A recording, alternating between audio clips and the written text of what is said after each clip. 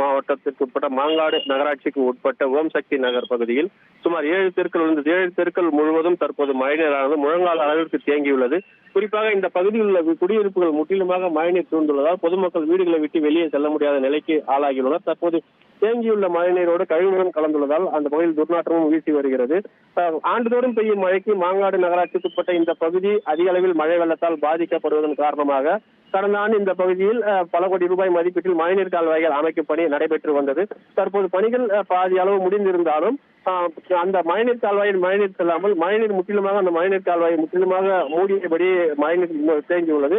அது மட்டுமின்றி நகராட்சி நிர்வாகம் சார்பில் இந்த பகுதியில் மின் மோட்டார்கள் வைத்து மழைநீரை அகற்றும் பணியில் ஈடுபட்டு வந்தாலும் தொடர்ந்து இந்த பகுதியில் உள்ள மழைநீர் இன்னும் வடியாமல் அப்படியே உள்ளது. இதனால் பொதுமக்கள் பலர் தங்களது வீடுகளை பூட்டிவிட்டு வெளியே உள்ள உறவினர் வீடுகளில் தஞ்சமடைய நிலைக்கு ஆளாகியுள்ளனர்.